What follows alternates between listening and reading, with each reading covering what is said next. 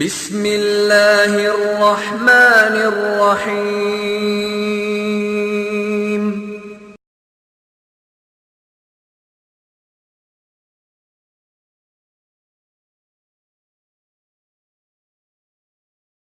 ان الحمد للہ نحمده ونستعینه ونستغفره ونعوذ باللہ من شرور انفسنا ومن سیئات اعمالنا من يهده الله فلا مضل له ومن يضلل فلا هادي له واشهد ان لا اله الا الله وحده لا شريك له واشهد ان محمدا عبده ورسوله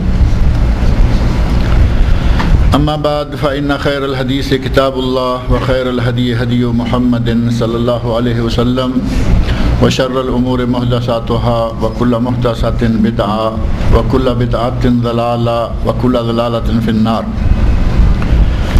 رب اشرح لي صدري ويسر لي امري واحلل عقدة من لساني يفقهوا قولي رب اعوذ بك من همزات الشياطين واعوذ بك رب ان يحضرون۔ اعوذ باللہ السمیع العلیم من الشیطان الرجیم۔ کذبت ثمود بطغواها اذ انبعث اشقاها فقال لهم رسول الله ناقة الله وسقياها فكذبوه فعقروها فدمدم عليهم ربهم بذنبهم فسواها ولا يخاف عقباها۔ یہ سورۃ الشمس کی آخری چند آیات ہیں، جن میں سے پہلی 10 آیات اور ان کا ترجمہ، مختصر تشریح یا تفسیر بھی آپ کے سامنے پیش کی گئی تھی۔ پہلے حصہ میں جیسا کہ پچھلے درس میں نے ذکر کیا تھا کہ اللہ رب العزت نے متعدد اشیاء کی قسم کھائی، اور وہ متعدد اشیاء سورج ہے، چاند ہے، دن ہے، رات ہے، زمین ہے، آسمان ہے، اور ان تمام چیزوں کی دو چیزوں کی قسم کھائی۔ ہر دو چیزیں ایک دوسرے سے مختلف ہیں، جیسے دن رات سے مختلف ہے، آسمان زمین سے مختلف ہے، اور سورج چاند سے مختلف ہے۔ مختلف چیزوں کی قسمیں کھائیں، اور بالآخر انسان کے بارے میں اشارہ دیا کہ انسان کو اللہ رب العزت نے خیر اور شر دونوں کی طرف رہنمائی کر دی ہے کہ یہ خیر ہے، یہ شر ہے۔ اب وہ کون سا راستہ اختیار کرے گا، اس کا اختیار بھی اللہ نے انسان کو دے دیا، اور خیر کا نتیجہ اور شر کا نتیجہ یہ دونوں کبھی ایک جیسے نہیں ہو سکتے، جس طرح کہ سورج چاند ایک جیسے نہیں، زمین آسمان ایک جیسے نہیں، دن اور رات ایک جیسے نہیں۔ اور ان سب چیزوں کی قسمیں کھا کر اللہ رب العزت نے ہمیں آخر میں، ان سب قسموں کے آخر میں ہمیں بتایا یہ کہ اگر کسی نے اپنے آپ کو پاک کر لیا، قد افلح من زکاہا، جس نے اپنے نفس کو پاک کر لیا وہ کامیاب ہو گیا۔ وقد خاب من دساہا، جس نے اپنے نفس کو دبا دیا، روند ڈالا، نفس میں جو خیر کے داعیے تھے، جو خیر کے محرکات تھے، ان سب کو دبا دیا اور شر کا راستہ اختیار کر لیا۔ قد خاب من دساہا، وہ آدمی خائب و خاسر، نامراد اور ناکام ہو گیا۔ یہ اللہ رب العزت نے چیزیں بیان کر دیں، اور اس صورت کے اب اس دوسرے حصے میں جس کی آیات کم ہیں، آیات صرف 11 سے لے کر 15 تک ہیں، 11 تا 15، اس دوسرے پہلے میں 1 تا 10 اور دوسرے حصے میں 11 تا 15، صرف 6 آیات۔ ان آیات میں اللہ رب العزت نے ہمیں مثال دے کر ایک قوم کی نظیر بیان کر کے، ایک قوم کی مثال دے کر سمجھایا کہ اگر اس قوم کے عمل اچھے ہوتے تو اللہ رب العزت ان کے ساتھ اچھا سلوک کرتا۔ اس قوم کے عمل اچھے نہیں تھے، انہوں نے جھٹلایا، سرکشی کی، نافرمانی کی، بلکہ طغیانی۔ یہاں پہلی ہی اس آیت میں 11ویں میں کذبت ثمود بطغواہا، قوم سمود نے اپنی طغیانی، اپنی سرکشی کے نتیجہ میں کذبت، تکذیب کی، جھٹلا دیا اپنے نبی کو، حضرت صالح علیہ السلام کو۔ اور طغیانی کا لفظ جو ہے یہ عام سرکشی نہیں ہوتی، طغیانی کا معنی عام نافرمانی نہیں ہوتا، بلکہ نافرمانی کی حد سے جب کوئی گزر جاتا ہے، حد پار کر جاتا ہے، تو اسے کہا جاتا ہے طغیانی۔ آپ اردو میں ایک جملہ پڑھتے ہیں کہ سمندر کی لہروں میں طغیانی آئی ہوئی تھی، دریا کی لہروں میں، سمندر کی لہروں میں طغیانی تھی۔ اب طغیانی کب آتی ہے لہروں میں؟ جب وہ اپنے اصل بیلنس سے نکل جاتی ہیں، اپنی حدود سے خارج ہو جاتی ہیں، انتہائی خوفناک اور خطرناک ہو جاتی ہیں، تو اس وقت کہتے ہیں کہ سمندر میں طغیانی آئی ہوئی تھی۔ ورنہ سمندر عام حالت میں پیس، کام، بالکل ٹھنڈا اور غیر متحرک سا نظر آتا ہے، لیکن جب اللہ کے حکم سے ہواؤں کے دباؤ اور زور سے اس کے پانی میں طغیانی آتی ہے، لہروں میں طغیانی آتی ہے، تو بڑے بڑے جہازوں کو وہ طغیانی ڈبو دیتی ہے۔ یہ پچھلے دنوں جو سونامی تھی، سونامی نام کا طوفان آیا ہے، یہ طغیانی تھی۔ وہی پانی جو ہمیشہ چلتا تھا، وہی پانی جو ہمیشہ اپنی جگہ پر ٹھہرا ہوا تھا، سمندر کے کناروں پر دنیا بس رہی ہے اور عرصہ دراز سے یہ سلسلہ چل رہا ہے، اچانک اللہ رب العزت کے حکم سے پانی کی لہروں میں طغیانی آئی۔ اس سونامی کو دیکھنے والوں نے، جن لوگوں نے دیکھا اور بعد میں بچ گئے اور بیانات دیے، کہتے ہیں کہ بالکل سمندر دیکھنے میں صاف نظر آ رہا تھا، کوئی چیز ایسی نہیں تھی کہ ہم کہیں کہ بھئی ہمیں کچھ عجیب سے حالات نظر آ رہے تھے، بالکل سادہ صاف سا نظر آ رہا تھا۔ اچانک پہاڑ کی طرح کی لہریں اٹھی اور وہ سمندر کے کنارے باہر کی طرف، ساحل کی طرف آنے لگیں، اور ان لہروں نے وہ تباہی مچائی، وہ آپ میں سے کسی سے پوشیدہ نہیں ہے۔ تو طغیانی یہ ہوتی ہے کہ آدمی سرکشی کی انتہا کو پہنچ جائے، تمام حدود کو پھلانگ جائے۔ جب تمام حدود کو پھلانگ جاتا ہے تو اسے کہا جاتا ہے کہ یہ نافرمانی کی طغیانی میں آیا ہوا ہے۔ حضرت صالح علیہ السلام کی قوم نافرمانی کی طغیانی کی حدود میں داخل ہو گئی۔ انہوں نے کذبت ثمود بطغواہا، انہوں نے طغیانی، سرکشی، نافرمانی کی وجہ سے جھٹلا دیا حضرت صالح علیہ السلام کو۔ اور حضرت صالح علیہ السلام کی قوم کہاں آباد تھی؟ یہ پچھلے مرتبہ میں نے کچھ ذکر کیا تھا کہ مدینہ منورہ سے 300-350 کلومیٹر آگے جائیں آپ شمال کی طرف، اور راستے میں محافظہ العلا، اور محافظہ العلا کے تابع یہ علاقہ ہے جس کا نام ہے مدائن صالح، جس میں بڑے بڑے پہاڑوں کو درمیان سے کاٹ کر اس کے اندر اس قوم سمود نے اپنے گھر بنائے ہوئے تھے، اور باقاعدہ ان گھروں پر بورڈ لگے ہوئے ہیں مختلف جگہوں پر۔ یہ مجلس تھی بادشاہ کی، شاہ کے، سرداروں کے، ان کے بڑے بڑے وڈیروں کے گھر جو ہیں، یہ ان کی مجلس تھی، یہ ان کا گھر تھا، یہ ان کا کنواں تھا، یہاں یہ نالیاں جا رہی ہیں، یہ پانی پلاتے تھے۔ ظاہر ہے کہ وہ پورے شہر آباد تھے، تو وہاں آج انہوں نے سارے نشانات وغیرہ بورڈ میں لکھ کے لگائے ہوئے ہیں۔ یہ شمال حجاز، حجاز مکہ مدینہ دونوں شہروں کو حجاز مقدس کہا جاتا ہے جیسا کہ معروف ہے، اور شمالی علاقہ، شمال حجاز مدینہ منورہ کا علاقہ جو ہے، یہاں سے لوگ جب شام کو جایا کرتے تھے تجارت کے لیے، تو یہ علاقے ان کے راستے میں پڑتے تھے۔ گزرتے ہوئے جب تبوک اور حائل اور تبوک اور آگے شام کا علاقہ بنتا ہے، اس طرف کو نکلتے تو راستے میں یہ قوم سمود کا علاقہ پڑتا تھا، اور یہ حجاز کے لوگ، عرب کے لوگ، مکہ والے، مدینہ والے، یہ لوگ جانتے تھے کہ ان علاقوں میں کون آباد تھا۔ انہیں معلوم تھا کہ اس علاقے میں سمودی تھے، اس علاقے میں حضرت صالح علیہ السلام کو اللہ نے نبی بنا کر بھیجا، اس علاقے میں وہ قوم رہی۔ اللہ رب العزت نے قرآن کریم میں اسی قوم کو، جس کے بارے میں ان کے پرانے شعراء، جن کو جاہلی شعراء کہا جاتا ہے، شعراء کے اشعار میں اس قوم سمود کا ذکر اور اس قوم کی تباہی کا تذکرہ موجود تھا، گویا کہ یہ واقعہ ان کے تقریباً سامنے تھا۔ لہٰذا اللہ رب العزت نے بجائے اس کے کوئی ایسی بات ہو جن کا ان کو بالکل علم نہ ہو، جو چیز ان کے یہاں پہچانی جاتی تھی کہ یہ علاقہ فلاں قوم کا ہے، اس قوم کا نبی فلاں تھا، اللہ رب العزت نے اسی کی مثال دیتے ہوئے سمجھایا، اور ارشاد فرمایا کذبت ثمود بطغواہا، سمود نے اپنی سرکشی کے باعث، اپنی نافرمانی میں طغیانی کے باعث جھٹلایا۔ اذ انبعث اشقاہا، حضرت صالح علیہ السلام نے اپنی قوم کو دعوت دی، جیسا کہ ہمارے نبی حضرت محمد رسول اللہ صلی اللہ علیہ وسلم نے اپنی قوم کو دعوت دی. اب دونوں نبی ہیں, دونوں صاحب دعوت نبی ہیں, وہ بھی دعوت دیتے رہے, یہ بھی دعوت دیتے رہے. نبی صلی اللہ علیہ وسلم کی دعوت کو مکہ والوں نے نہ مانا, حضرت صالح علیہ السلام کی دعوت کو سمود نے نہ مانا.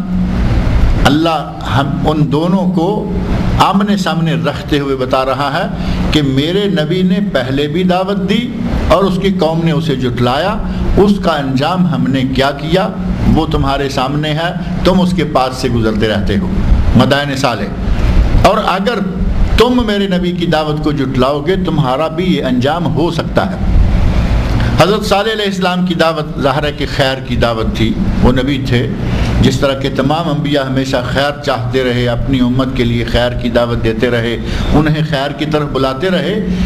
اسی طرح حضرت صالح علیہ السلام نے اپنی امت کو خیر کی دعوت دی لیکن امت نے قبول نہ کیا, بلکہ بالآخر ہمارے نبی صلی اللہ علیہ وسلم سے بھی مشرکین مکہ نے مطالبات کیے, کہا کہ اگر تم سچے نبی ہو تو یہ کر کے دکھاؤ, یہ چاند ہمارے سامنے 2 ٹکڑے ہو جائے. باتیں بھی تو ایسی ایسی طلب کی جو عام انسان کے بس میں تو ظاہر ہے نہیں. کہتے ہیں کہ یہ چاند 2 ٹکڑے ہو ہم دیکھیں, یہ بھی نہیں کہیں کہ قریب ہو, کوئی جادو کے ذریعے کسی کی نظر پر ایسا کر کے. باقاعدہ جبل ابو قبیس کا ایک وہ علاقہ اور ایک یہ علاقہ, درمیان میں پہاڑ, ہم آدھا ٹکڑا اس طرف سے جاتا ہوا دیکھیں اور آدھا اس طرف سے گزرتا ہوا دیکھیں. اللہ رب العزت نے اپنے نبی کو سچا کر دکھایا. چاند کو اللہ نے 2 ٹکڑے کر دیا. وانشق القمر, اللہ رب العزت نے چاند کے 2 ٹکڑے کر دیے. ایک ٹکڑا پہاڑ کی اس جانب سے, مثلا اس کو آپ جبل ابو القبیس سمجھ لیں, ایک ٹکڑا یہ جا رہا ہے, ایک یہ جا رہا ہے. اللہ رب العزت کے حکم سے چاند 2 ٹکڑے ہو گیا. کبھی انہوں نے کچھ کہا, کبھی کچھ کہا. پہلے کہہ رہے تھے کہ اگر تمہارے کہنے پر, اگر تم سچے ہو, تمہارے کہنے پر چاند 2 ٹکڑے ہو گیا تو ہم تمہاری نبوت کو مان لیں گے. اور جیسے ہی چاند ٹکڑے ہو گیا, اپنی آنکھوں سے پہاڑ کے دونوں جانب سے گزرتے ہوئے دیکھ لیا تو کہا کہ دیکھو کتنا بڑا جادوگر ہے. یہ حال قوم موسیٰ کا بھی یہی حال رہا. اپنے سامنے عذاب کو اپنے سر پہ آیا ہوا دیکھتے, اے موسیٰ اللہ سے دعا مانگو ہم سے یہ عذاب ٹل جائے, ہم تیری مان لیں گے, اللہ کے تابع فرمان ہو جائیں گے. عذاب ٹل جاتا, وہ کتے کی دم پھر ٹیڑھی کی ٹیڑھی والی بات پھر وہی کے وہی, ٹیڑھے کے ٹیڑھے. یہاں نبی صلی اللہ علیہ وسلم سے کہا کہ چاند کو ایسا کر دکھاؤ ہم مان جائیں گے, یہ کر دو ہم مان جائیں گے. نبی اکرم صلی اللہ علیہ وسلم سے جو مطالبہ کیا گیا, جس معجزے کو طلب کیا گیا, اللہ رب العزت نے وہ معجزے سارے کر دکھائے, لیکن قوم نے ان معجزوں کی وجہ سے ایمان نہیں لایا. حضرت صالح علیہ السلام کی قوم, جن کا اللہ رب العزت نے ہمارے سامنے قصہ رکھا ہے, جو مثال ہمارے سامنے رکھی ہے, یہاں حضرت صالح علیہ السلام کی قوم نے بھی اپنے نبی حضرت صالح سے کہا کہ تم اگر سچے ہو تو سامنے پہاڑ ہے, اگر تم سچے ہو, تم اللہ کے نبی ہو, یہ سامنے پہاڑ ہے ہم دیکھ رہے ہیں, ہمارے سامنے پہاڑ میں سے اونٹنی نکل کر آ جائے تو ہم تمہیں نبی مان لیں. اللہ رب العزت نے اپنے نبی کو سچا کر دکھایا. سامنے پہاڑ ہے, وہاں کوئی چیز ایسی نہیں ہے کہ جو نظر نہ آتی ہو. کوئی ایسی جگہ ہو کہ نظر نہیں آتی, اچانک سامنے آ گئی ہے, ان کو سامنے پہاڑ نظر آ رہا ہے, کوئی چیز نہیں ہے. جیسا کہ ہمارے نبی صلی اللہ علیہ وسلم کی سیرت میں بہت سارے ایسے واقعات ملتے ہیں. صحابی نے آ کے دعا مانگنے کے لیے کہا, یا رسول اللہ بارش کی دعا مانگے. صحابی کہتا ہے ہم باہر نکلے, آسمان پہ کوئی چیز نظر نہیں آ رہی تھی, یعنی آسمان صاف تھا. دیکھتے چھوٹی سی بدلی آسمان کے وسط میں ابھری اور فوراً اس نے آسمان کو ڈھانپ لیا, بارش شروع ہو گئی, یعنی کوئی چیز نہیں تھی. اسی طرح یہاں حضرت صالح علیہ السلام کی قوم کہہ رہی ہے کہ یہ ہمیں پہاڑ نظر آ رہا ہے, اس پہاڑ سے ایسے سیدھی اونٹنی نکلتی نظر آ جائے ہم مان لیں گے کہ تم نبی ہو. اللہ رب العزت نے اپنے نبی حضرت صالح علیہ السلام کو سچا ثابت کرنے کے لیے اللہ رب العزت نے اپنی قدرت سے یہ معجزہ کر دکھایا. ان کے دیکھتے دیکھتے واقعتاً اونٹنی آ گئی، بہت بڑی اونٹنی اللہ رب العزت نے معجزہ کے طور پر بھیجی. اب کوئی مریل سی اونٹنی تو تھوڑی آنے والی تھی، وہ تو اللہ کی طرف سے جیسے دمبا آیا حضرت اسماعیل علیہ السلام کے لیے، تو کیا سمجھتے ہیں کہ وہ دمبا دبلا پتلا ہوگا؟ اللہ رب العزت نے قرآن کریم میں فرمایا ہے وَفَدَيْنَاهُ بِذِبْحٍ عَظِيمٍ، ہم نے ایک عظیم جانور، عظیم قربانی، یعنی دمبا ہی تھا لیکن ایک عظیم دمبا تھا، عظیم قربانی تھی. یہ اونٹنی ہی تھی لیکن اللہ کے حکم سے اونٹنی نکل رہی ہے پہاڑ سے، اور اس قسم کی اونٹنی تندرست و توانا اور خوبصورت اور اتنی موٹی تازی.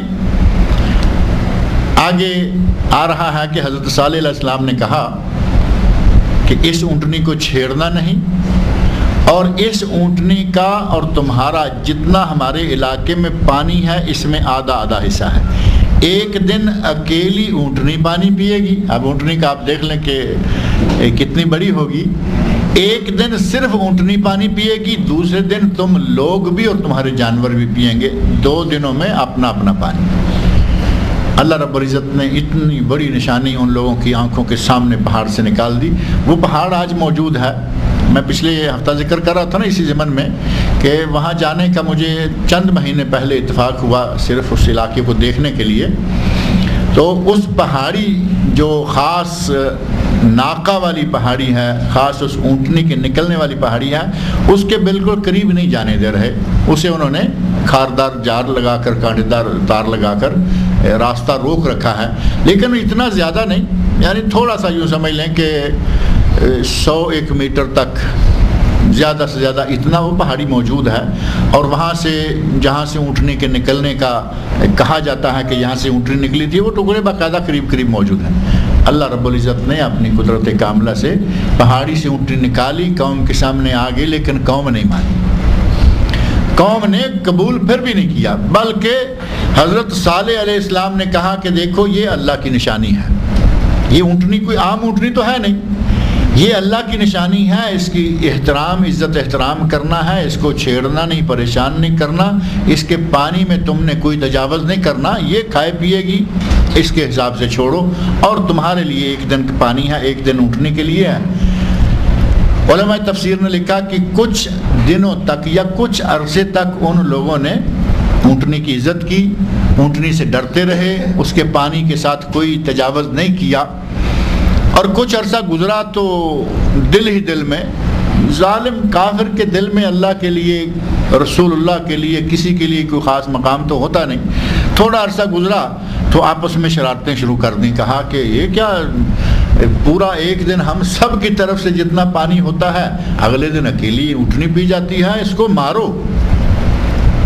اللہ کی طرف سے مانگ کر نشانی لی، کسی اونٹنی کے پیٹ سے اس نے جنم نہیں لیا، پہاڑ سے نکل کر آ رہی ہے.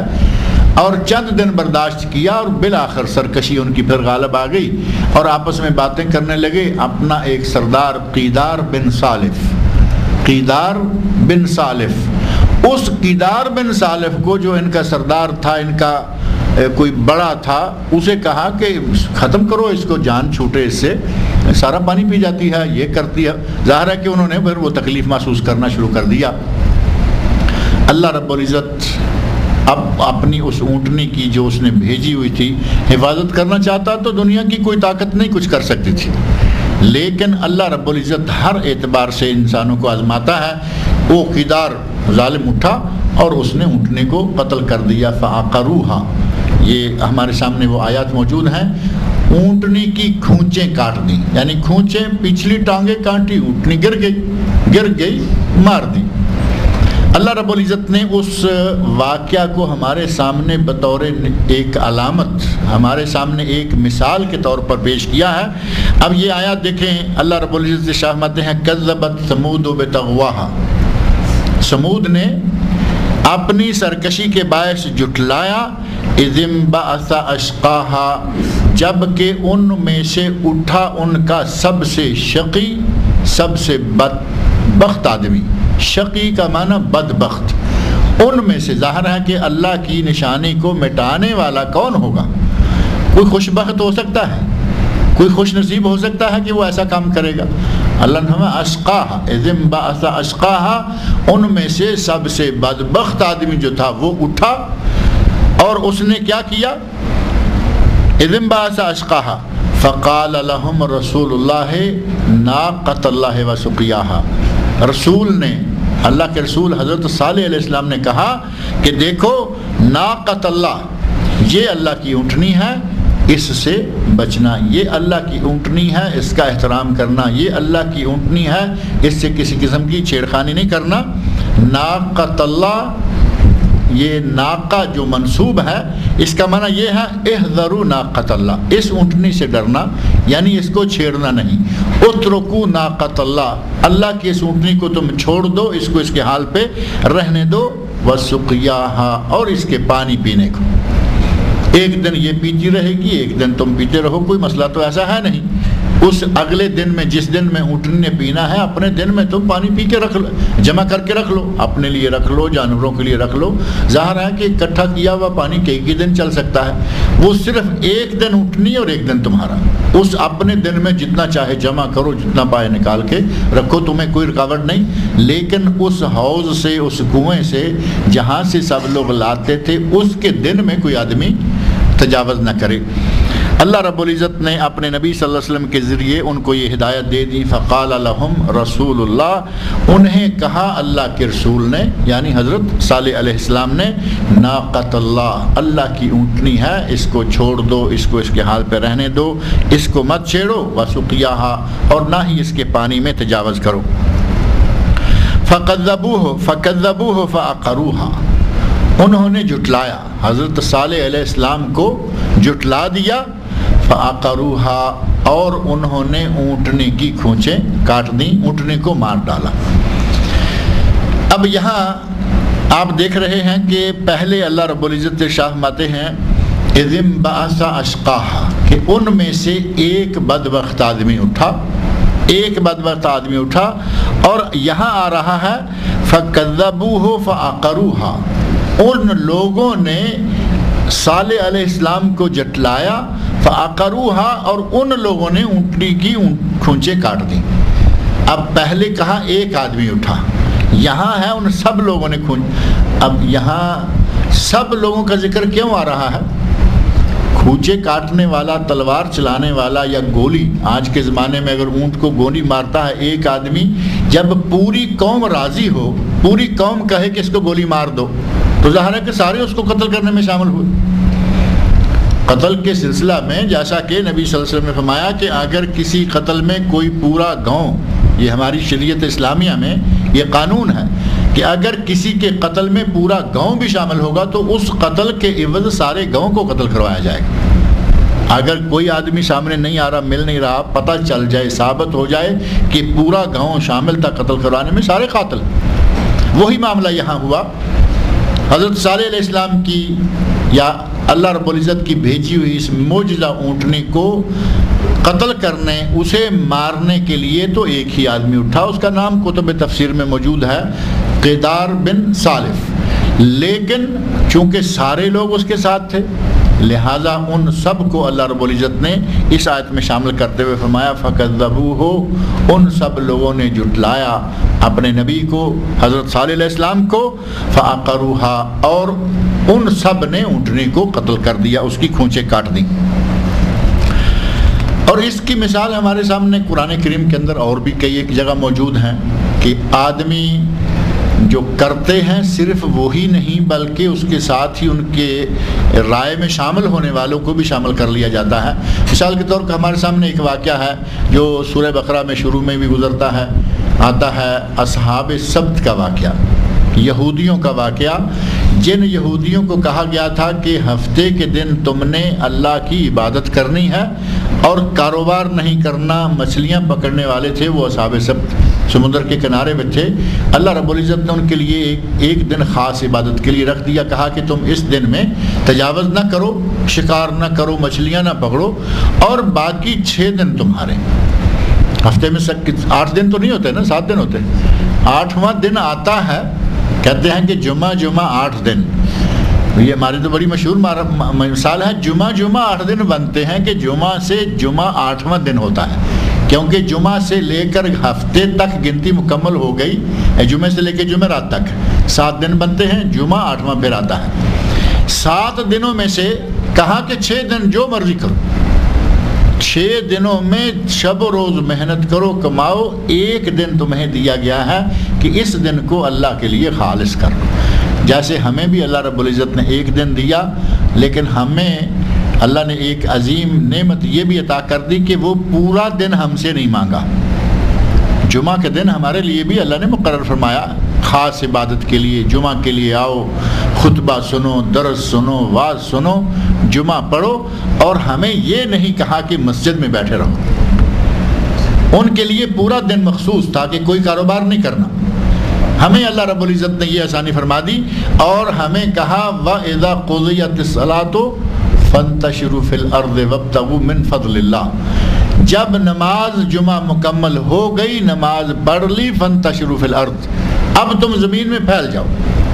اب تمہارے لیے مجبوری نہیں ہے کہ مسجد میں شام تک بیٹھے رہو، تسبیح پھیرتے رہو یا نوافل پڑھتے رہو، بلکہ فَإِذَا قُضِيَتِ الصَّلَاةُ فَانتَشِرُوا فِي الْأَرْضِ۔ سورہ جمعہ میں اللہ نے فرمایا کہ جب نماز ختم ہو جائے فَانتَشِرُوا فِي الْأَرْضِ، زمین میں پھیل جاؤ، یعنی اپنے کاروبار میں، کوئی کارخانہ میں جا رہا ہے، کوئی کھیت میں جا رہا ہے، کوئی دفتر میں جا رہا ہے۔ بعض ملکوں میں جو یہاں جمعہ کو چھٹی ہوتی ہے، اور پاکستان میں بھی چھٹی کی گئی جمعہ کی، پھر وہ واپس لے لی گئی اور اتوار کی چھٹی کر دی گئی۔ جب اتوار کی چھٹی دوبارہ کی گئی اور جمعہ کی چھٹی کینسل کی گئی، تو اس آیت سے کچھ لوگوں نے، کچھ مولویوں نے ان کو یہ تعاون کیا، کہا کہ جمعہ کے دن چھٹی کرنا تو کوئی ضروری نہیں ہے۔ اب قرآن میں اللہ نے فرمایا ہے وَإِذَا قُضِيَتِ الصَّلَاةُ فَانتَشِرُوا فِي الْأَرْضِ وَابْتَغُوا مِنْ فَضْلِ اللَّهِ۔ ہمیشہ حکومتوں کو سرکاری مولوی ملتے آئے ہیں جو قرآن کو غلط طریقے سے استعمال کریں گے، اور ہمیشہ یہ سلسلہ قائم رہا ہے۔ وہاں بھی اس طرح کی کچھ لوگوں نے مشورہ دے کے جمعے کی چھٹی کو کینسل کروا دیا، حالانکہ ہمیں اس میں یہ نہیں کہا گیا تھا کہ کوئی کام بھی نہیں کرنا۔ جمعہ چھٹی آرام سے، چونکہ ہفتے میں ایک چھٹی کرنی ہے۔ یہاں ان ملکوں میں آپ دیکھ رہے ہیں خلیج میں جمعہ کو چھٹی ہے، الحمدللہ آسانی کے ساتھ کوئی نہائے دھوئے، کپڑے پہنے، یہ کرے وہ کرے، اور جمعے کی تیاری کرے۔ ہفتہ سے ڈیوٹیاں شروع، اور جمعرات تک یا بدھ تک چل سو چل۔ بہرحال یہ جمعے کا دن ہمارے لیے، اور اس دن کا ایک حصہ صرف وَإِذَا نُودِيَ لِلصَّلَاةِ مِن يَوْمِ الْجُمُعَةِ فَاسْعَوْا إِلَىٰ ذِكْرِ اللَّهِ وَذَرُوا الْبَيْعَ۔ ہمارے لیے تو اللہ نے بڑا تھوڑا سا ٹائم مقرر کیا ہے، اور یہ بھی اللہ کی بڑی مہربانی ہے، ہم اس ٹائم کو بھی پورا نہیں دے پاتے۔ ہمیں اللہ نے کہا کہ جس وقت جمعہ کی اذان ہو، وَإِذَا نُودِيَ لِلصَّلَاةِ مِن يَوْمِ الْجُمُعَةِ فَاسْعَوْا إِلَىٰ ذِكْرِ اللَّهِ۔ جمعہ کے دن جب اذان ہو، نودیہ ندا دی جائے، آواز دی جائے کہ اللہ کے ذکر، خطبہ سننے کے لیے آؤ، فَاسْعَوْا إِلَىٰ ذِكْرِ اللَّهِ، تو اللہ کا ذکر سننے کے لیے آ جاؤ۔ ہم جب اذان ہوتی ہے تو تب جا کے وضو وغیرہ کرنا، نہانا، ٹوپی تلاش کرنا۔ 8 دن پہلے سے ٹوپی رکھی ہوئی ہے، پتہ نہیں وہ کہاں ہے، کیونکہ ہم تو صرف جمعہ ٹوپی پہنتے ہیں نا۔ اب بھاگ رہے ہیں ادھر ادھر، الماری دراز، یہ وہ، ٹوپی کہاں گئی ہماری، ٹوپی نکالیں گے، استری، جمعے کی تیاریاں اسپیشل۔ اس ٹائم میں سے جو ٹائم ہمارا مسجد میں ہونا چاہیے تھا، اور بہانہ کیا ہے؟ یہاں بڑا اچھا بہانہ ہمارے پاس موجود ہے، جی عربی میں خطبہ ہوتا ہے، ہمیں تو آتا نہیں، کیا کریں گے بیٹھ کے۔ اب جمعے کا ثواب بھی ہم اس طرح ضائع کر لیں، ٹھیک ہے نہیں سمجھ میں آتی، لیکن ثواب 8 دن کے بعد 20 منٹ 25 منٹ کتنا خطبہ ہوتا ہے یہاں زیادہ سے زیادہ 20 یا 25 منٹ، آدھا گھنٹہ حد ہے۔ بہت شاذ و نادر کہیں کہیں کوئی خطیب ہیں کہ وہ 40-45 منٹ خطبہ دیتے ہیں، ورنہ 20-25 آدھا گھنٹہ اور بس۔ اس وقت سے بھی ہم اپنا ٹوپی تلاش کرنے کا وقت نکال ہی لیتے ہیں۔ یہودیوں کو اللہ رب العزت نے پورا دن تمام دنیاوی کاروبار چھوڑ دینے کا حکم دے دیا، کہا کہ ہفتے کا دن ہے، یہ عبادت کے لیے ہے، میرے ساتھ خاص، تم نے اس دن میں زیادتی نہیں کرنی۔ ان یہودیوں نے، یہودی مکار قوم آج تک بھی مشہور ہے، تاریخ اس کی شاہد ہے کہ مکار قوم تھی، دنیا جہان کو وہ چیٹ کر رہے ہیں، دنیا جہان کو آج دنیا بھر کا پیسہ اکٹھا کر رہے ہیں، کہیں لاٹری کے ذریعے، کہیں شیئرز کے ذریعے، کہیں فلاں. کچھ عرصہ پہلے یہاں ایک شیئر کا طوفان اٹھا تھا، آپ کو معلوم ہے، سعودی عرب میں بھی اور خلیج میں بھی پورے علاقے کو ڈبو کے رکھ دیا، پیسہ سارے کا سارا کھینچ لیا. شیئر شیئر شیئر شیئر کرتے کرتے ایسا شور مچایا، ہر آدمی اپنے بیوی کے زیورات بیچ کر بھی ان شیئر میں حصے ڈال رہا ہے. لوگوں نے گھر تک بیچ دیے کہ اتنا پیسہ آنے والا ہے، اتنے دنوں میں آنے والا ہے، ڈالو. اور بعد میں کیا نکلا؟ کھودا پہاڑ اور نکلا چوہا. کئی لوگوں کو بینکوں کے سامنے ہارٹ اٹیک ہوئے، کئی لوگوں کو فالج ہوئے، کئی لوگ بیمار ہوئے، کئی لوگوں کو کیا کچھ ہوا. یہ بدبخت قوم حضرت موسیٰ علیہ السلام کو جس نے معاف نہیں کیا، جس نے موسیٰ علیہ السلام کو قدم قدم پر جٹایا، قدم قدم پر ان کے ساتھ چیٹنگ کی، کہا کہ یہ عذاب جائے، ہم ٹھیک ہو گئے. عذاب گیا اور پھر وہیں کے وہیں ہمارے ساتھ اور مسلمانوں کے ساتھ. قرآن میں اللہ نے فرمایا ہے لن ترضى عنك اليهود ولا النصارى حتى تتبع ملتهم. اے میرے نبی، یہ یہودی اور عیسائی کبھی بھی تمہارے بارے میں خوش یا رضامند نہیں ہو سکتے. لن ترضى، ہرگز نہیں، حتی تتبع ملتہم، یہاں تک کہ تم ان کی قوم کی ان کے دین کی پیروی کرنے لگو. نہ نارمل تیل ہوگا، کیا کہتے ہیں، نہ نبی یہودیوں کی پیروی کرے گا، نہ یہودی نبی سے راضی ہوں گے. اللہ نے وہ آخری حد لگا دی، حتی تتبع ملتہم، جب تک ان کی ملت کی پیروی نہ کرو گے یہ تم سے راضی نہیں ہوں گے. اب نبی پیروی کہاں کریں گے؟ وہ مثال جو میں الفاظ میرا خیال ہے مناسب نہیں، چھوڑ ہی دیتے ہیں. نہ نارمل تیل ہوگا، نہ رادہ ناچے گی، نہ یہ ہوگا نہ وہ ہوگا، نہ نبی ان کی ملت کی پیروی کرے گا، نہ ہی کبھی وہ نبی سے راضی ہوں گے. جو نبی سے، جو اس پوری کائنات کا سب سے با اخلاق انسان ہے، جو اس سے راضی نہیں ہو سکتا. ہم تو اخلاقی بیماریوں میں اور طرح طرح کی گناہوں میں مبتلا ہیں.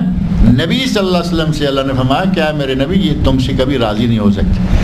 اس یہود قوم کو اللہ نے جمعے کا ہفتے کے دن خاص عبادت کرنے کے لیے کہا کہ اس دن میں تجارت، کاروبار، شکار، مچھلی پکڑنا، ماہی گیری سب چھوڑ دو. تو انہوں نے کیا کیا تھا؟ انہوں نے اس دن شکار کرنا، ماہی گیری کرنا چھوڑ دیا، لیکن چیٹنگ کرنا نہیں چھوڑا. کھلے طور پر وہ ہفتے کے دن شکار نہیں کرتے تھے. گئے رات کو جال پھینک دیے.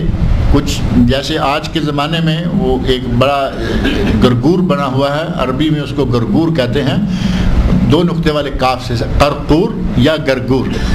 گرگور لوہے کی سلاخوں کا بڑا جال بنا ہوا ہے، اس کو پھینک کے آ جائیں، سارا دن اس میں مچھلی جاتی رہے گی، وہ نکل نہیں سکتی. جیسے چوہے کا پنجرا نہیں ہوتا، چوہا پکڑنے والا، سیم ایسے مچھلیاں پکڑنے والا پنجرا بھی ہے. ہمارے یہاں تو جال ہوتے ہیں نا دھاگے کے، یہاں سمندر میں ڈالنے کے لیے. ہو سکتا ہے ہمارے علاقوں میں بھی ہوگا، میں نے اپنے علاقوں میں نہیں دیکھا، میں نے دبئی میں یہ جال دیکھے ہیں. تو بڑے بڑے وہ جال ہوتے ہیں، ایسے کمرے جیسے، لانچوں پہ ڈال کے لے جاتے ہیں، پھینک کے آ جاتے ہیں، جب چاہتے ہیں نکال کے لے آتے ہیں. انہوں نے کچھ اس قسم کا رنگ کیا، کیاریاں بناتے، مچھلیاں اندر آ جاتی، باہر نہیں جا سکتی. گویا کہ جال پھینک دیا اور ہفتے کو جال نکالا نہیں. کہتے کہ ہم نہیں پکڑتے مچھلی. جال پھینک کے آ جاتے اور پکڑتے، نکالتے نہیں ہیں جال جا کے اتوار کو نکالتے، کہتے کہ ہم مچھلی. گویا کہ وہ اللہ کو بھی چیٹ کرنے سے باز نہ آئے اور ہفتے کو بھی انہوں نے یہ کارروائی کی. اس کے نتیجہ میں اللہ رب العزت نے ان کو بندروں کی شکل میں مسخ کر دیا. ان کے بارے میں قرآن میں اللہ نے کہا ہے کونوا قردۃ خاسئین، ذلیل و خوار بندر بن جاؤ. اب یہ ذلیل و خوار بندر بن جاؤ، یہ کون تھے جو بندر بنائے گئے؟ علماء تفسیر نے وہاں 3 گروپ ذکر کر دیے ہیں. یہ میں وہاں آنے والا ہوں جو ایک آدمی نے قتل کیا، لیکن سب کے بارے میں اللہ نے کہا کہ انہوں نے قتل کیا. وہاں ان اصحاب سبت کے 3 گروہ ہو گئے تھے. ایک گروہ وہ ہے جو جال پھینکتا ہے، یعنی اللہ کے ساتھ چیٹنگ کرتا ہے. دوسرا گروہ وہ ہے جو کھل کھلا کے کہہ رہا ہے کہ یہ تمہارا عمل ناجائز ہے، یہ ناجائز ہے، یہ منع ہے، یہ نہ کرو، وہ امر بالمعروف نہی عن المنکر کا فریضہ ادا کرتا ہے۔ اور ایک تیسرا گروہ تھا جو خاموش تماشائی تھا، وہ یہ برائی ہوتے دیکھتے، نافرمانی ہوتے دیکھتے، لیکن وہ ان لوگوں کو روکتے نہیں تھے۔ جیسے کہتے ہیں تجھے پرائی کیا پڑی اپنی نبیڑ تو، ہمارے یہاں تو مثالیں بھی ایسی ہیں نا، تجھے پرائی کیا پڑی اپنی نبیڑ تو، کہتے ہیں کہ تمہیں کیا کسی کو کوئی کیا کر۔ ہمیں اللہ نے حکم دیا ہے کہ برا کام ہوتے دیکھو تو اس کو اپنی جس حیثیت میں کوئی ہے اس کو باز کرے۔ نبی اکرم صلی اللہ علیہ وسلم نے ان حیثیتوں کا بھی باقاعدہ تعین فرما دیا، فرمایا من رأى، صحیح مسلم، من رأى منکم منکرا فلیغیرہ بیدہ، تم میں سے جو آدمی کوئی برائی ہوتے دیکھے اسے اپنی قوت بازو سے روکے۔ بادشاہ ہے، صدر ہے، گورنر ہے، وزیر اعظم ہے، پرائم منسٹر ہے، ان کی طاقت اور ہے، میں ہوں، آپ ہوں، ہماری طاقت کوئی اور ہے۔ اگر کوئی برائی ہوتے دیکھتا ہے اپنا آرڈر، اپنا حکم، اپنی طاقت استعمال کرے برائی کو ختم کرے۔ فَإِن لَّمْ يَسْتَطِعْ فَبِلِسَانِهِ، اگر کوئی آدمی طاقت استعمال نہیں کر سکتا، اتنی اس کو ہمت نہیں ہے، اس کی ماننے والا کوئی نہیں ہے، فَبِلِسَانِهِ، کم از کم اپنی زبان سے برائی کو برا کہے، برائی کے خلاف آواز تو اٹھائے کہ لوگوں یہ برائی ہے، لوگوں یہ غلط ہے، لوگوں یہ نافرمانی ہے، لوگوں اللہ اور اللہ کے رسول کی خلاف ورزی، اپنی زبان سے کہے۔ اور اگر کوئی زبان سے بھی نہیں کہہ سکتا، ظاہر ہے کہ کبھی ایسا بھی ہوتا ہے کہ برائی وہ آدمی کر رہا ہے کہ اگر زبان سے صرف کہہ دیا نا کہ میں بھائی یہ غلط ہے، تو اسی وقت کوئی ہنگامہ کھڑا کر دے گا، کوئی پریشانی پیدا کر دے گا، ایسے لوگ بھی ہیں۔ ایسی شکل میں اللہ نے فرمایا کم از کم اس برائی کو برا سمجھو۔ رسول اللہ صلی اللہ علیہ وسلم فرمایا فَإِن لَّمْ يَسْتَطِعْ فَبِقَلْبِهِ، اگر زبان سے بھی برائی کو نہیں روک سکتا تو دل سے تو برا سمجھو۔ اب اپنی قوت بازو بھی استعمال نہ کرے، اپنی زبان بھی نہ ہلائے، اپنی زبان بھی استعمال نہ کرے، اپنے دل سے بھی برا نہ سمجھے، تو کیا ہوگا؟ وہ تو کرنے والوں میں سے شامل ہوگا یا نہیں؟ وہ اسی طرح ہو جائے گا جس طرح کے وہ برائی کر رہے ہیں، کیونکہ یہ ہے گونگا شیطان، شیطان اخرس، گونگا شیطان، یہ ہے جو خاموش تماشائی بنا ہوا ہے، جو ہوتا ہے ہوتا رہے، ہمیں کیا۔ اللہ نے ہمیں فرمایا کنتم خیر امت اخرجت للناس، تم بہترین امت ہو جو لوگوں کے لیے برپا کیے گئے ہو۔ صرف اپنے آپ کو بچانا ہمارے لیے کافی نہیں، ہمارے لیے ضروری ہے کہ اپنے بھائیوں کو، عزیز و اقارب کو، دوست و احباب کو، محلے والے، شہر والے، اپنے ملک والوں کو، اپنی قوم کو بچائیں کہ یہ برائیاں ہیں، یہ ان سے بچنا ہے۔ اس حدیث میں نبی صلی اللہ علیہ وسلم نے ہمیں برائی کو روکنے کے 3 سٹیپ بتا دیے، اپنی قوت بازو سے، نمبر 2 اپنی زبان سے، نمبر 3 برائی اپنے دل سے برائی کو برا سمجھو، اور ساتھ ہی ارشاد فرما دیا وَذَلِكَ أَضْعَفُ الْإِيمَانِ، یہ ایمان کا سب سے کمزور ترین درجہ ہے کہ آدمی کم از کم دل سے ہی برائی کو برا سمجھے، اور اگر اس کو بھی برا، دل سے بھی برائی کو برا نہیں سمجھتا، اب کیا کہیں گے اس آدمی میں کچھ ایمان ہے؟ سب سے ضعیف ترین ایمان کا درجہ یہ ہے کہ وہ دل سے برائی کو برا سمجھے۔ جب دل سے بھی نہیں سمجھتا تو سمجھے کہ وہ ایمان سے پیدل ہے، ایمان سے خالی 0 میٹر، ایمان کے حساب سے اس میں بیلنس میں کچھ بھی نہیں ہے۔ اور ایسے واقعات موجود ہیں کہ کئی لوگ کئی عرصہ اکٹھے رہے، ایک جگہ پہ اکٹھے رہ رہے ہیں اور ایک دوسرے کے بارے میں کوئی پتہ نہیں کہ ہمارا دین کیا ہے۔ 2-3 آدمی کمرے میں رہتے ہیں، کئی مہینے اکٹھے رہے، اور کبھی موقع ملا تو پوچھا کہ بھائی تمہارا مذہب کیا ہے، دین کیا ہے، تو پتہ چلا ہے کہ ان میں سے ایک ہندو ہے، ایک عیسائی ہے، ایک مسلمان ہے، لیکن تینوں سارا عرصہ ایک ہی طرح رہے۔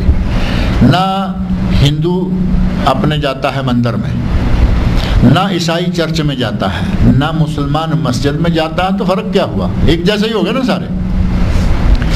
یہ کب ہوگا؟ جب دل میں بھی برائی کے خلاف کوئی نفرت نہ رہے، اس وقت وہ آدمی ایمان سے بالکل خالی ہو جاتا ہے۔ غرض یہ کہ اللہ رب العزت نے اصحاب سبت کے 3 حصوں میں سے 2 کو تباہ کیا، ایک وہ جو برائی کرتے تھے، ایک وہ جو برائی پر خاموش تھے۔ خاموش تماشائی تھے، گونگے شیطان، ان کو بھی اللہ نے بندر بنایا، بچا صرف ایک حصہ۔ وہ زیادہ تھے، وہ 1/3 پورے تھے، کم تھے، زیادہ تھے۔ جن لوگوں نے کہا کہ اے اللہ والو یہ نافرمانی نہ کرو، یہ برا کام ہے، اللہ نے ہفتے کے دن عبادت کے لیے مخصوص کیا، اللہ نے ہفتے کے دن شکار کرنے سے منع کیا، جنہوں نے روک ٹوک کی، اپنا فرض پورا کیا، دعوت دی، تبلیغ کی، اللہ نے ان کو بچایا، باقی سب کو بندروں کی شکل میں کر دی۔ اللہ رب العزت کا یہ نظام ہے۔ اب جو لوگ برائی کر رہے تھے وہ بھی اس عذاب میں مبتلا ہو گئے، اور جو خاموش تھے وہ بھی ہو گئے۔ وہی معاملہ یہاں اللہ رب العزت ہمیں بتا رہے ہیں کہ اونٹنی کو قتل کیا ایک آدمی نے، اونٹنی کو قتل کیا ایک آدمی نے، لیکن اللہ رب العزت نے فرمایا فَكَذَّبُوهُ فَعَقَرُوهَا، ان سب نے حضرت صالح علیہ السلام کو جھوٹا سمجھا، تکذیب کی، جھٹلایا، اور ان سب نے اونٹنی کو قتل کر دیا، حالانکہ قتل کرنے والا آدمی ایک ہے، لیکن چونکہ سارے اس کی ہاں میں ہاں ملانے والے تھے، اس کے ساتھ راضی تھے، اس کے ساتھ ملے ہوئے تھے، رائے ایک تھی، مشورہ ایک تھا، اسے بس انہوں نے آگے کر دیا کہ تم جاؤ اور جا کے یہ کارنامہ سر انجام دو۔ اس بدبخت نے اپنی تلوار سے حضرت صالح علیہ السلام کے اللہ سے مطالبہ پر یا قوم کے مطالبہ پر اللہ کی طرف سے جو ایک معجزہ آیا تھا، اس اونٹنی کی کھونچے کاٹ کر اسے قتل کر دیا۔ فدمدم علیہم، ان پر فدمدم علیہم ربہم بذنبہم فسواہا، اللہ رب العزت نے ان کے گناہ کے نتیجہ میں ان پر عذاب نازل کر دیا۔ اس گناہ کے نتیجہ میں اللہ رب العزت نے ان پر عذاب نازل کر دیا۔ فسواہا، اور ان سب کو برابر کر دیا۔ فسوا، سوا سوا تو کہتے ہیں نا، یہاں کچھ الفاظ بہت قریب قریب ہو جاتے ہیں، سوا سوا یعنی اکٹھے اکٹھے برابر برابر چلتے ہیں۔ فسواہا، ان کو برابر کر دیا، ملیا میٹ کر دیا، ان کو پیوند خاک کر دیا، ان کو زمین سے ملا دیا۔ سوا، برابر کر دیا کہ دو معنی اہل علم نے ذکر کیے ہیں۔ ایک یہ، جیسا کہ میں نے عرض کیا، کہ ان کو تباہ و برباد کر کے زمین کے برابر کر دیا، یعنی ان کا نام و نشان مٹا دیا۔ اور دوسرا معنی یہ ہے کہ ان میں سے کوئی مرد ہے، کوئی عورت ہے، کوئی بچہ ہے، کوئی بوڑھا ہے، کوئی بڑا ہے، کوئی چھوٹا ہے، چونکہ پوری قوم نافرمانوں کی قوم تھی، اللہ نے سب کو برابر کر دیا۔ اس میں کسی بڑے چھوٹے کا، کسی امیر غریب کا کوئی فرق نہیں کیا، بلکہ ان سب کو اللہ رب العزت نے تباہ کر دیا، برباد کر دیا۔ یہاں یہی واقعہ قرآن کریم کے متعدد مقامات پر آیا ہے۔ سورہ اعراف میں یہ واقعہ ہے، سورہ شعراء میں واقعہ ہے، سورہ قمر میں واقعہ ہے، یہاں ہمارے پاس اس سورت میں واقعہ ہے۔ اس طرح قرآن کریم کے سورہ نمل میں یہ واقعہ ہے۔ حضرت صالح علیہ السلام کا واقعہ قرآن کریم کے متعدد مقامات پر آیا ہے، اور متعدد مقامات میں سے بعض چیزیں دوسرے مقامات پر موجود ہیں، یہاں نہیں۔ جب انہوں نے اونٹنی کو قتل کر دیا تو کہتے ہیں کہ جاؤ اپنے رب سے کہو عذاب لے آئے، یہاں تو وہ بات نہیں ہے نا۔ یہ پیچھے قرآن کریم کے دیگر مقامات جو دوسرے ہیں وہاں یہ چیزیں موجود ہیں۔ اونٹنی کو قتل کیا اور کہتے ہیں کہ جاؤ اپنے رب سے جا کے کہو کہ جو کچھ کر سکتا ہے وہ کر لے، ہم نے اونٹنی مار دی ہے۔ حضرت صالح علیہ السلام نے ان کو کہا کہ تم 3 دن تک اپنے گھروں میں آرام کر لو۔ قرآن کریم نے باقاعدہ اس کا تذکرہ فرمایا ہے، کہا کہ جاؤ تم 3 دن اپنے گھروں میں دیکھ لو جو کچھ کر سکتے ہو، اور 3 دنوں کے بعد ٹھیک 4تھا دن آیا، اللہ رب العزت کی طرف سے عذاب نازل ہو گیا۔ قرآن کریم سورہ اعراف میں اللہ رب العزت نے ان کے بارے میں فرمایا ہے۔ یہاں سورۃ الاعراف کی آیت 77 ہے، 77 اللہ رب العزت نے اس 77ویں آیت میں فرمایا ہے فَعَقَرُوا النَّاقَةَ، ان لوگوں نے اس اونٹنی کی کھونچیں کاٹ دی، اس کی ٹانگیں کاٹ دی، اسے قتل کر دیا۔ وَعَتَوْا عَنْ أَمْرِ رَبِّهِمْ، اور اپنے رب کے حکم کی نافرمانی کی۔ اللہ نے حکم دیا تھا کہ ناقۃ اللہ وسقیاہا، اس اونٹنی کو، اس کے پانی کو چھوڑ دو، لیکن انہوں نے نافرمانی کی. وقالو اور کہنے لگے یا صالح ائتنا بما تعدنا ان کنت من المرسلین، اگر تم رسول ہو، اگر تم نبی ہو، اگر واقعی اللہ کی طرف سے تم بھیجے ہوئے ہو تو جاؤ، جس عذاب کا یا جس اللہ کی طرف سے اونٹنی کے بھیجے جانے کی یہ تم باتیں کرتے ہو، جاؤ، جو چاہتے ہو، جو عذاب لا سکتے ہو لے آؤ. یا صالح ائتنا بما تعدنا، جو تم ہمیں کہہ رہے ہو کہ یہ عذاب آ جائے گا اگر اونٹنی کو مارا قتل کیا تو یہ مشکل پیش ہے، جاؤ جو کرتے ہو کر. یہ ہمارے یہاں بھی ایسا ہی ہوتا ہے نا کہ جاؤ جو کر سکتے ہو کر لو. اس قوم نے وہی رنگ اختیار کیا اور کہا کہ جاؤ جو کرنا ہے کر لو. فَأَخَذَتْهُمُ الرَّجْفَةُ، انہیں ایک زلزلے نے پکڑ لیا.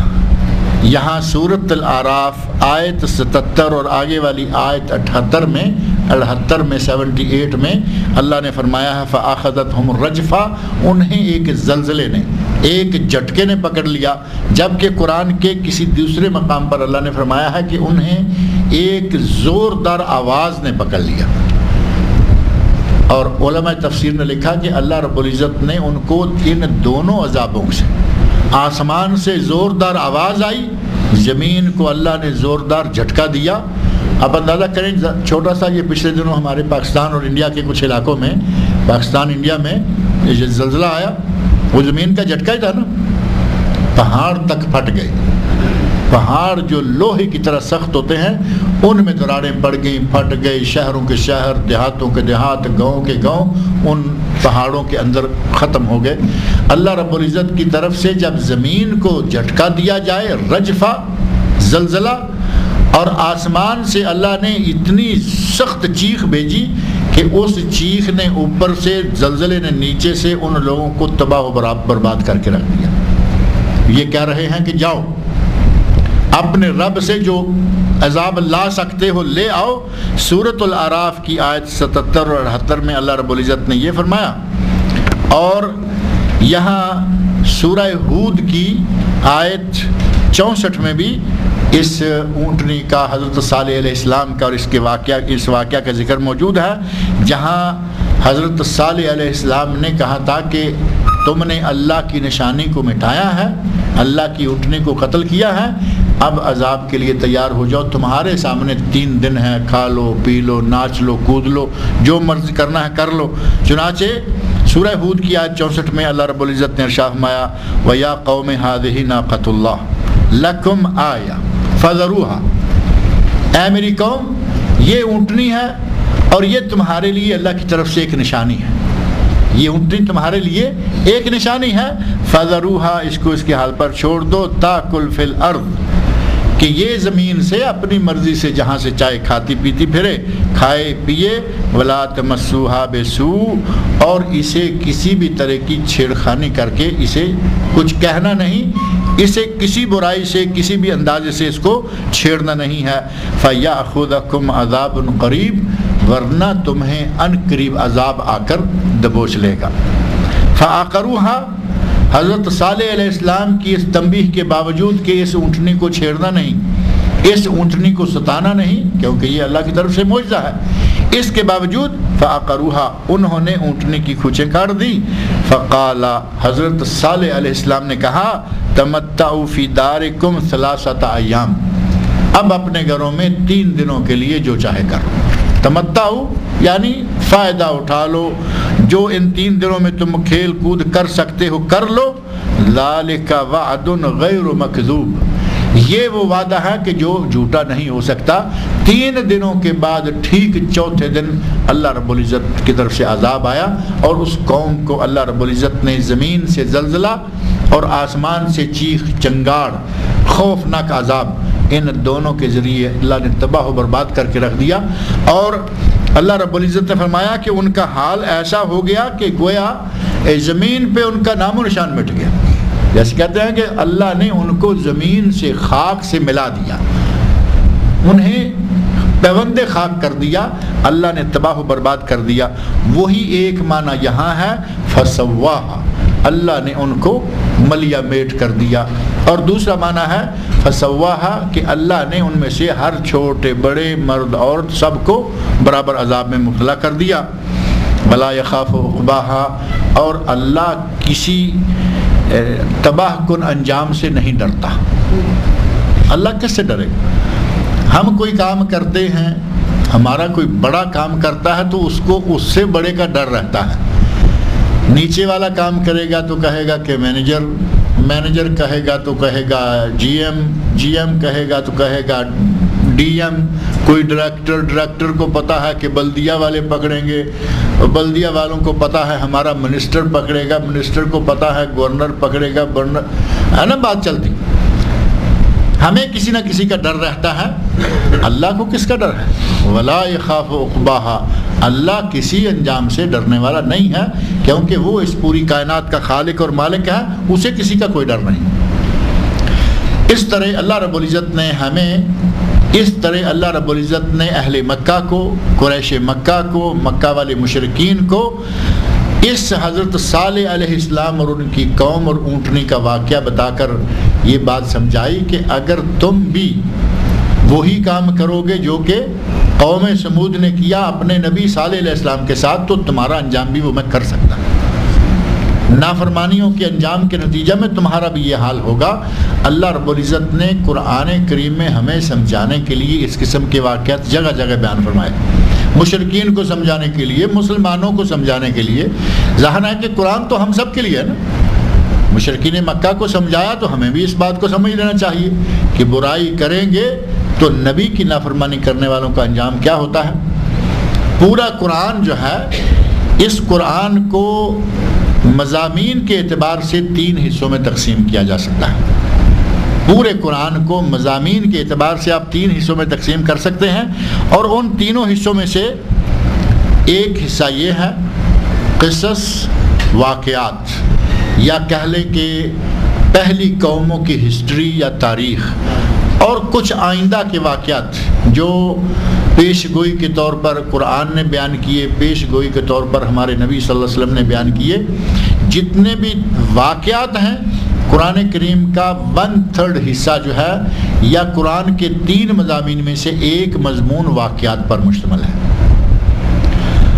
اور قرآن کریم کا دوسرا حصہ جو اس سے اہم ترین بات ہے وہ ہے احکام، ڈوز اینڈ ڈونٹس، یہ کرو اور یہ نہ کرو۔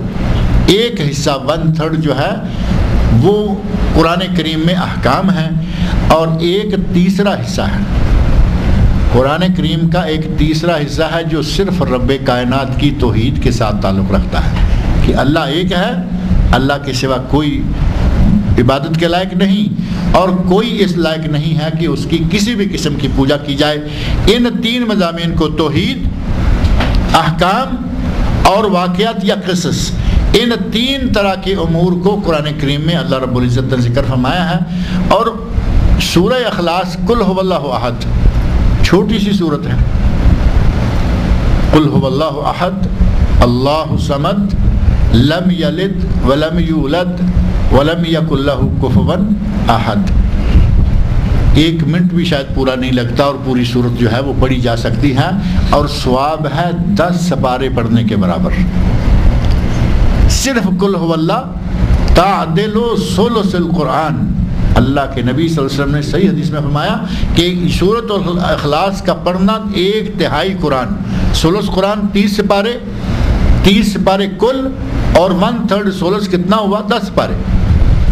صرف قل هو اللہ کو پڑھنے کے 10 سپارے کے برابر ثواب ہونے کا معنی کیا ہو؟ اتنا ثواب کیوں ہے؟ اہل علم نے جب یہ بات ذکر کی کہ قرآن کریم کے 3 مضمون ہیں، یا قرآن کریم کے 3 حصے ہیں، اس کو مضمون کے اعتبار سے 3 حصوں میں کیا جا سکتا ہے، توحید، احکام اور واقعات، قصص، تو کہتے ہیں کہ توحید جب پورا ایک حصہ ہے، 1/3 ہے قرآن کا، تو سورۃ الاخلاص پوری کی پوری توحید ہے۔ قل هو اللہ احد، کہہ دیجئے کہ اللہ ایک ہے، اللہ صمد، اللہ بے نیاز ہے، لم یلد، اس نے کسی کو جنم نہیں دیا، یعنی اس کی کوئی اولاد نہیں، ولم یولد، وہ جنم نہیں دیا گیا، یعنی اس کا کوئی ماں باپ نہیں، ولم یکن لہ کفوا احد، اور اس کی برابری کرنے والا کوئی بھی نہیں۔ ساری کی ساری توحید، لفظ لفظ توحید سے بھرا ہوا اسی لیے نبی صلی اللہ علیہ وسلم نے فرمایا کہ صرف قل هو اللہ پڑھنے والے کو اللہ 10 سپاروں کے برابر ثواب دیتا ہے.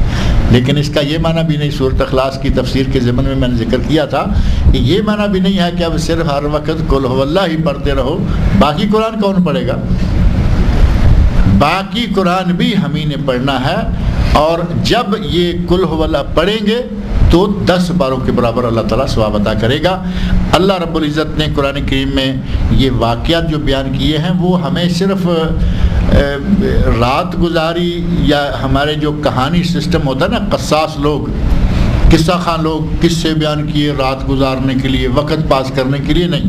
اللہ رب العزت نے قرآن کریم میں واقعات بیان فرمائے ہیں تاکہ سننے والوں کو پتہ چلے کہ اگر کوئی ایسا کرے گا تو اس کا انجام یہ ہوا تھا، جس نے ایسا کیا آج کرو گے تو اسی انجام سے تم بھی دوچار ہو سکتے ہو. اللہ رب العزت سے دعا ہے کہ وہ مجھے اور آپ سب لوگوں کو قرآن کریم پڑھنے، سمجھنے